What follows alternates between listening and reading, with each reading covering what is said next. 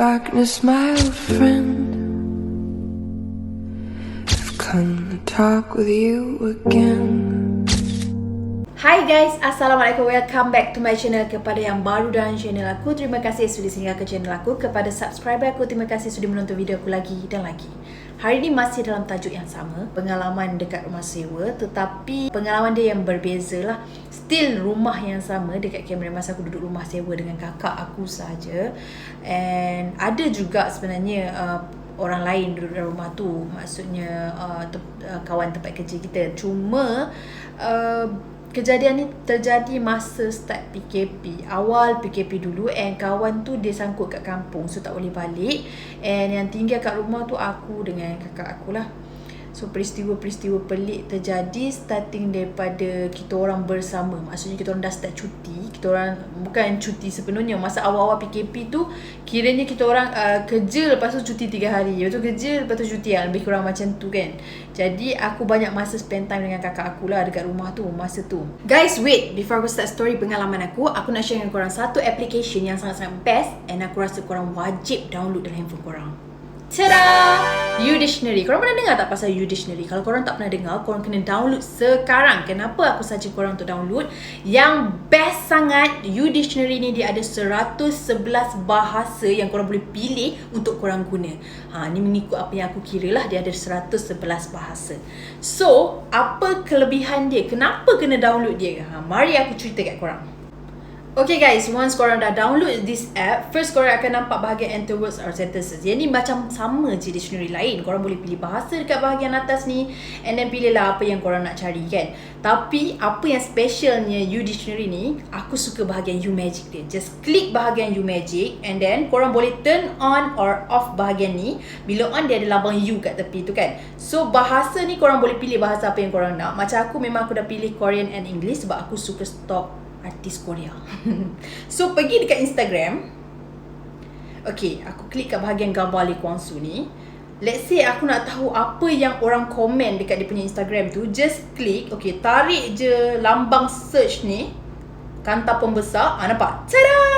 Dia dah keluar dah bahasa translate yang korang nak. Dan bukan itu sahaja, korang boleh pergi balik dekat U-Dictionary, and then korang nampak tak lambang kamera tu? Just klik bahagian kamera. Okay, aku ni suka beli produk daripada luar tau, and of course produk daripada Korea.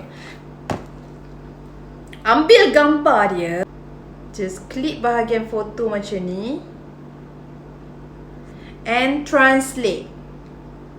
Tada! So korang boleh nampak bahasa-bahasa explanation yang korang nak tahu. Contoh korang beli produk, korang tak perlu risau sebab korang boleh just guna U-Dictionary untuk search apa maksud di dalam produk ni. So dah tahu kan? Sangat-sangat mudah, tak payah nak search kat Google dah. Okay. Dan yang bestnya, dia boleh guna secara offline. Lepas tu korang nak search kan apa yang korang tak tahu. Saya lapar, in English. I'm hungry. Dia dah ada sebab korang dah download bahasa yang korang nak. So senang je, kalau korang pergi mana-mana, korang dah get ready, download je bahasa yang korang nak tu. Lepas tu guna tanpa internet. Dan dia ada bahagian conversation. Korang klik bahagian conversation ni. Ini mudah jika korang terjumpa dengan foreigner. So aku dah ada get ready bahasa Korea dengan bahasa Melayu. Okay, aku hantar dekat dia. So nak bagi dia faham apa yang aku nak cakap kan. Jalan itu di sebelah kiri anda. Kan mudah. Lepas tu kalau dia jawab lagi, korang just tekan and tunggu dia bercakap. So easy dengan U-Dictionary. Apa lagi tunggu? Jom download sekarang. So peristiwa ni makin agak teruk lepas kejadian kakak aku ni. Macam dia ada, aku tak tahulah orang tak puas hati dengan dia ke macam mana ke, tapi yang aku tahu dan aku rasa memang betul pun orang tu menghantar dia nak tunjuk kat kakak aku, tapi secara tak langsung dengan aku sekali terlibat sebab aku duduk dengan satu bilik dengan kakak aku. Jadi peristiwa tu berlaku dan aku sendiri lalui benda tu, dan aku juga yang nampak sebabnya kita orang satu bilik. First kejadian pelik yang aku rasa memang diganggu, ada satu ketika tu kakak aku masih dekat office. Dia tak balik lagi. And then masa tu pula aku memang tak pergi kerja. So aku ni plan lah nak masak tengah hari untuk kakak aku. Sebab dia balik awal pun, dalam pukul 1 macam tu dia dah balik. Dia just pergi ke office nak ambil barang ke, ataupun nak settlekan beberapa kerja macam tu lah. Lepas tu aku dah tahu kakak aku nak balik, aku get ready lah masak tengah hari. Ni tengah hari tau cerita dia. Dalam pukul, aku start masak dalam pukul 12, pukul 11.50 something, nak dekat pukul 12 aku start masak.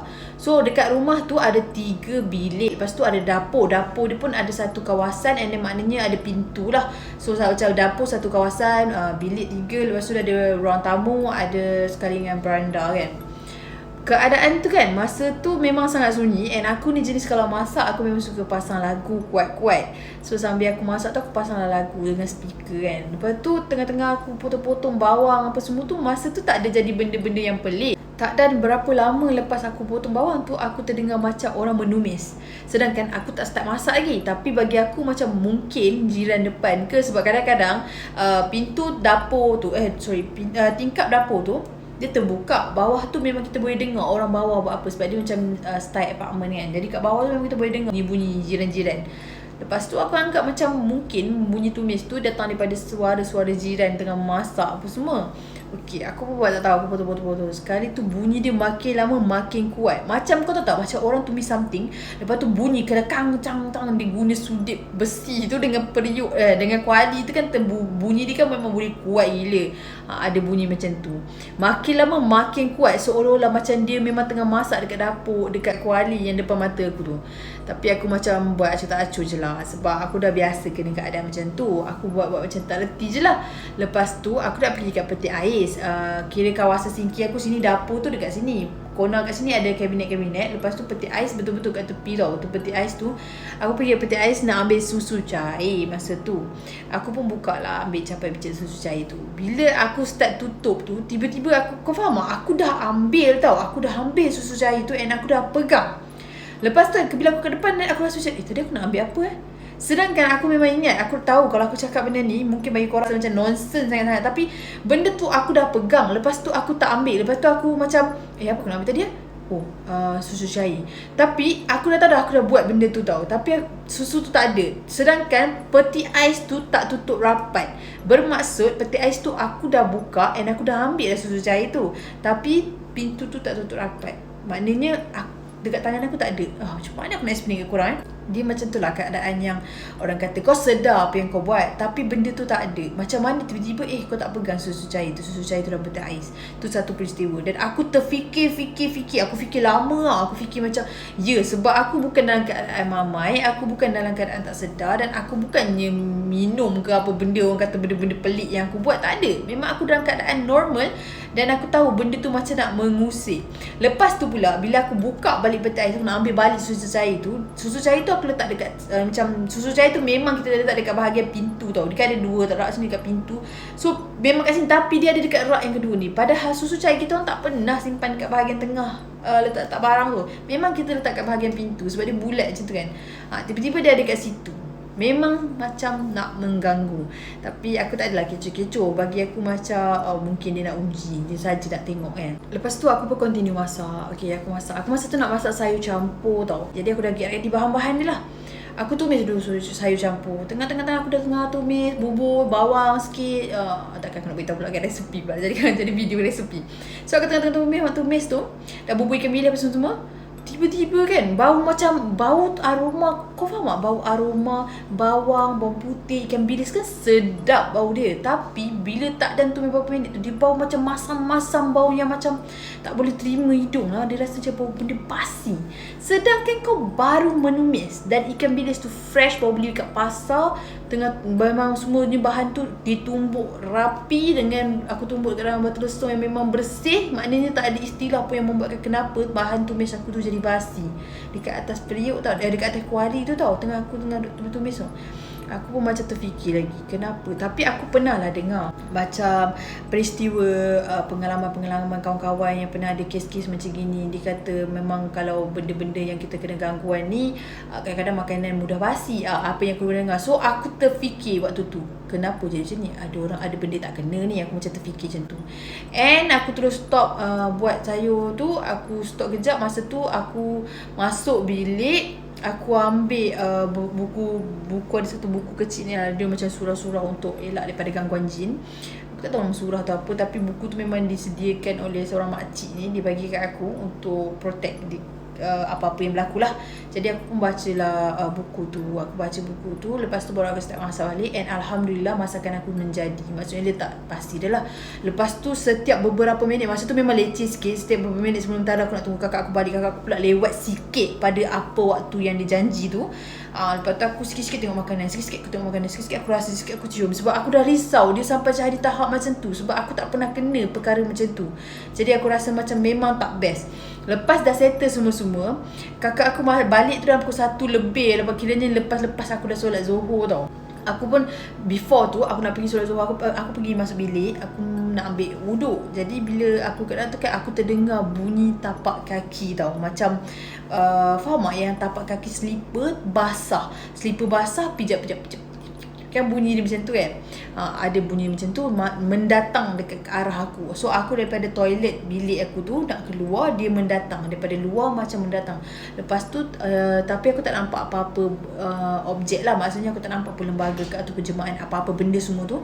And aku pun terus ambil sejadah. Masa aku nak bentang sejadah tu, aku nampak ada tapak kaki slipper besar gila basah dekat depan lantai bahagian depan katil tu. Lepas tu aku macam dah faham lah, macam ni memang ada yang tak kena ni. Tapi tak apa, aku pun terus solat. Sebab benda tu terjadi waktu siang tau. Korang boleh imagine tak, benda tu macam selalu gangguan kita kena malam kan, tapi ini siang. Dia macam sesuatu yang kita rasa macam pelik gila. Tapi aku diam je. Okay, sampailah kakak aku dah balik, aku pun makan, kita orang pun buat rutin macam biasa. So masa PKP tu, malam kita orang mau tu tengok movie, kita orang banyak spend time macam tu lah bersama. So masa tengah tengok movie, kadang-kadang kan gangguan yang seperti biasa yang aku cakap, rumah aku, bilik yang kita orang duduk tu ada beranda tau. So beranda tu macam pintu tu gegar-gegar tanpa ada angin yang kuat. Lepas tu kat area kita orang duduk tu memang banyak Chinese and Indian duduk tau. Jadi ramai yang membela anjing. Kalau bukan orang bela anjing pun, dekat situ memang banyak anjing. Jadi anjing akan menyalak menyahut tau. Setiap kali malam je dia akan jadi macam tu. Faham aku benda tu mula-mula sebelum aku detect benda tu adalah gangguan yang dihantar. Aku faham macam mungkin kawasan tu bila ada part-part benda tu memang berkeliaran. Sebab belakang pada rumah kita orang tu bukit. Jadi tak heran pun bukit kat situ memang selalu je anjing-anjing menyalak. Mula-mula aku macam positif, tapi setelah kan beberapa perkara terjadi tu, aku dah start macam negatif. Yang aku cakap kakak aku rasa kan ada benda tak kena lah ni. Cuba kau fikir bilik kau ada musuh tak apa semua. Setiap malam seterusnya tu kita orang dah start fikir-fikir, bincang, carilah kesalahan apa-apa, fikir-fikir macam tu lah kan. Okay, lepas tu aku tak ingat bila pula peristiwanya di mana kita orang tak boleh tidur nyenyak tau. Baik aku ataupun kakak aku, setiap malam kita orang tak boleh tidur nyenyak. Kalau tidur pun bangun pagi tu masing-masing sakit gila badan, rasa macam kena belasah teruk gila. And aku rasa macam tulang badan aku semua patah. Aku tak rasa badan memang sakit yang umpama kena pukul dengan kayu tau. Aku tanya kakak aku pun lalui perkara yang sama. Lepas tu hari seterusnya pula, setiap kali, senang cerita macam ni lepas peristiwa-peristiwa pelik berlaku tu, aku selalu dapat mimpi-mimpi yang mengerikan. Di antaranya salah satu, macam aku mimpi aku berada di kawasan gelap, aku berada di kawasan yang kotor. So tanda-tanda macam kita ni disihir tu banyak tau. Lepas tu aku pun kakak aku pun Google tengok apa semua kan. Kakak aku sendiri pun sama, kadang tak larat lah, rasa badan sakit. And aku pula emosi aku selalu terganggu di segi macam aku asyik nak marah. Salah segi benda-benda sikit je jadi macam nak bergaduh antara aku dengan kakak aku ni. Lepas tu hari seterusnya tu, bila kita orang selalu bila apa-apa terjadi kita orang selalu cerita lah. Macam kes yang sebelum macam aku cerita ni kan, kes yang aku masak, kes aku kena gangguan-gangguan macam tu, aku banyak tak cerita kat kakak aku. Sebab kakak aku ni pun dalam berani, dia ada banyak ketakutan. So aku takkan cerita lah benda-benda macam tu masa aku duduk dengan dia tu. And sekarang pun aku tak cerita. And kalau dia tengok video dia, mungkin inilah first time dia dengar balik cerita-cerita macam ni. Sebab gangguan-gangguan yang biasa tu aku selalu cerita, yang betul-betul orang kata agak ekstrim sikit, aku memang tak cerita sebab aku takut dia takut kan. So lepas peristiwa macam itu, ada perkara yang pelik-pelik terjadi. Aku tak nak mention kat sini sebab benda ni macam aib sikit. Benda ni benda-benda pelik lah yang terjadi. Lepas tu yang membuatkan sampai kita orang dua orang decide untuk rakam bila kita orang tidur. Sebab benda-benda yang berlaku tu kan, dia jadi macam luar daripada kesedaran kita orang, yang mana kita orang tak tahu apa-apa. Sedar pagi-pagi kita orang bangun macam asal macam ni, kenapa macam ni, kenapa macam tu. Dia macam jadi benda-benda pelik sekitar kita orang. So malam tu aku macam tak puas hati. Sebab kenapa aku start nak rakam. Mula-mula kita orang macam tak fikir misteri tau. Kita orang fikir ada orang jahat masuk dalam rumah kita orang. Kita orang terfikir macam tu. Sebab apa fikir macam tu? Sebab dekat toilet kita orang, hari tu adalah orang ni nak repair bombong apa bocor benda entah. Dia buka bahagian shieling dekat toilet tu. Lepas tu dia tak tutup balik. So toilet kita orang ada berlubang kat bahagian satu sudut tu, berlubang memang muat untuk orang keluar masuk. Dan lubang tu tembus ke pintu luar, bahagian tutup air pipe apa semua tu kan. So kiranya kalau daripada luar pun tak mustahil kalau nak masuk ke dalam. Lebih kurang macam tu lah kan. So aku macam dengan kakak aku, kita orang fikir ada orang jahat apa semua nak kacau kita, nak usik barang-barang apa semua kan. Tapi tak apa, senang macam ni je. Malam ni kita tidur, kita record.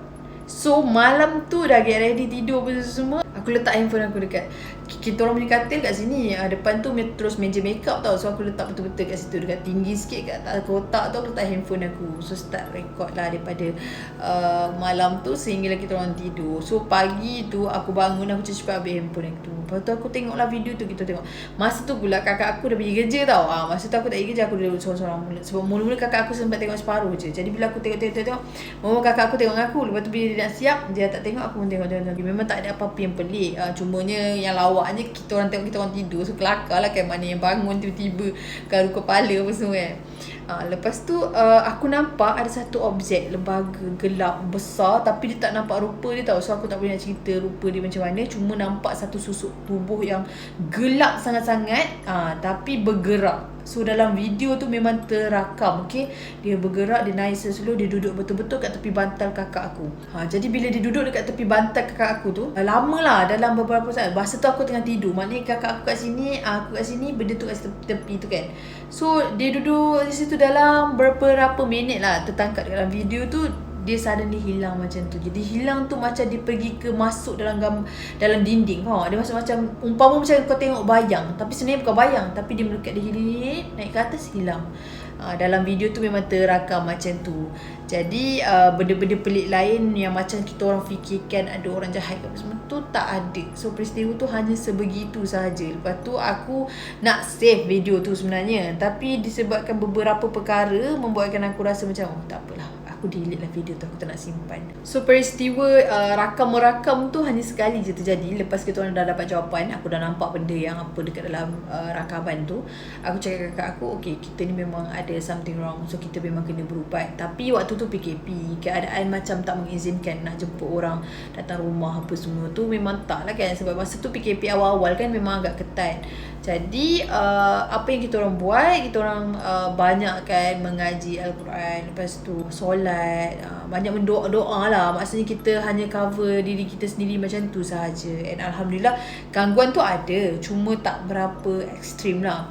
Sehinggakanlah sampai bulan puasa. Masa bulan puasa, jenis aku ni, aku takkan tidur kalau esok tu aku tak kerja. Lepas tu aku akan terus sahur tau. Jadi tidur tak tidur pun lepas subuh baru aku tidur. Itu pun lepas kita dah makan pukul 4 lebih, lepas dah solat subuh, mestilah kita akan rasa macam terlalu kenyang and tak boleh nak tidur terus. So aku ni pula, bila sebelum aku nak tidur, aku akan chill, relax dulu dekat sofa luar kan. Jadi aku tengah duduk-duduk kat ruang tamu tu, aku main PUBG.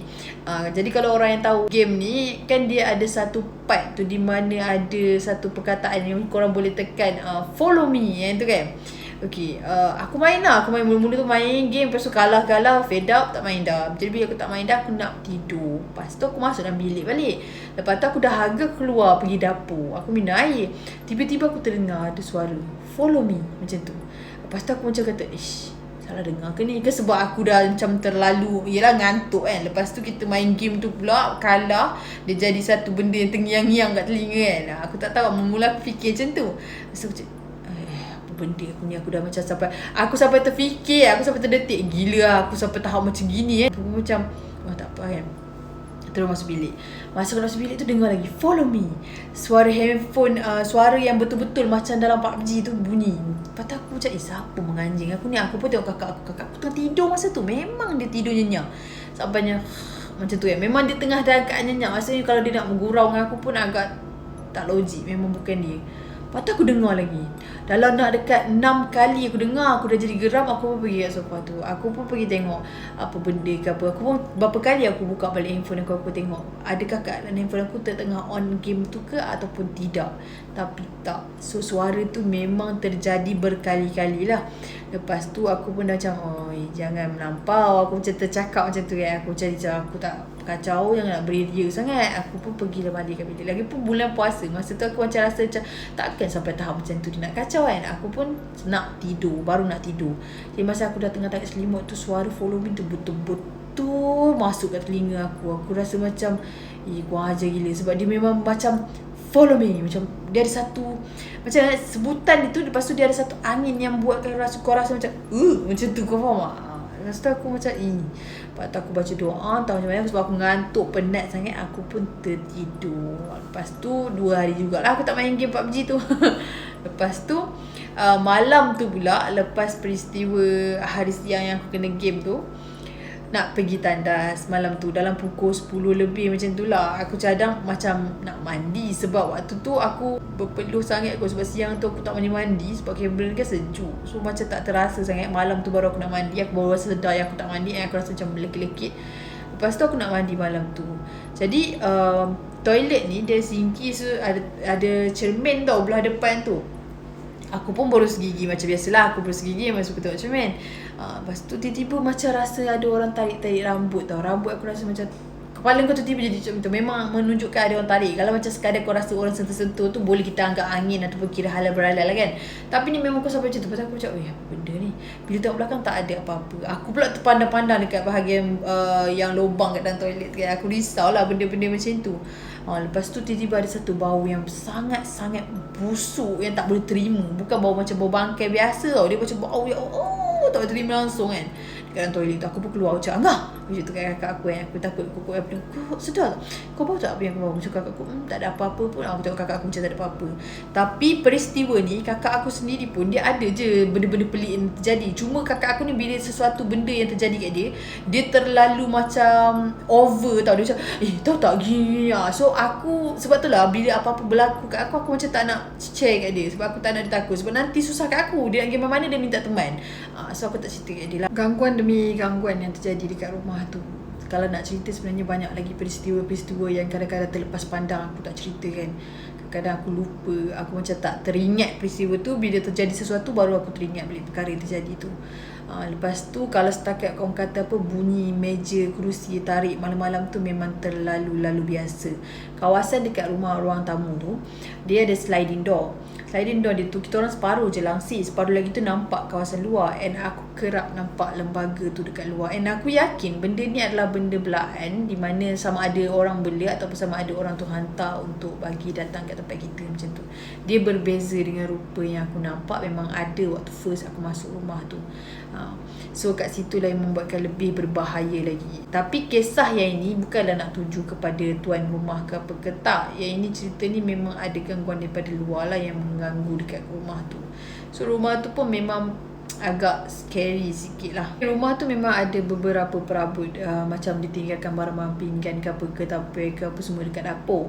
And aku dengan kakak aku kita orang memang tak guna barang-barang kat situ. Sebabnya first sekali waktu aku datang baru nak duduk rumah tu, dia buka dekat bahagian kabinet dia tu kan. Lepas tu adalah pinggan ke apa cawan semua. Bila aku nak ambil tu sebenarnya barang-barang tu dah dijaga. Faham tak? Mata aku nampak pinggan-pinggan dekat dalam kabinet tu seolah-olah ada satu macam dia bentuk-bentuk macam gari, bukan gari, apa nama, rantai yang macam macam garis lah, rantai panjang macam tu mengikat bahagian pinggan-pinggan tu. Lepas tu dia ada satu benda bulat warna kuning. Lepas tu ada rambut.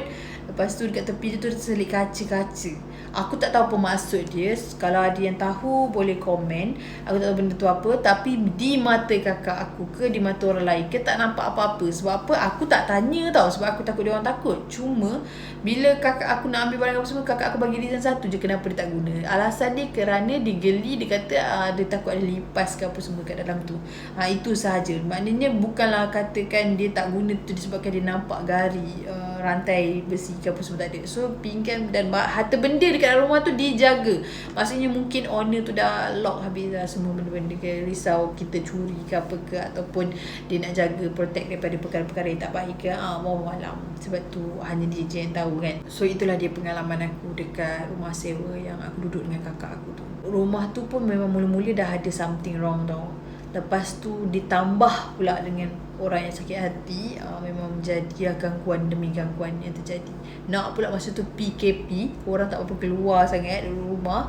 Sunyi sangat-sangat kawasan situ. Ada yang banyak, majoritinya banyak yang tak balik sebab sangkut kat kampung. So memang macam-macam lah kena. Okay guys, sampai di sini sahaja cerita aku untuk hari ini. Sekiranya ada kesilapan, tersalah bicara, terguris hati mana-mana pihak, aku minta maaf. Sesungguhnya yang baik-baik itu datang daripada Allah Subhanahu Wa Taala. Segala keburukan, kesilapan itu datang pada diri aku sendiri. Aku minta maaf. Okay, stay healthy, stay safe. Assalamualaikum.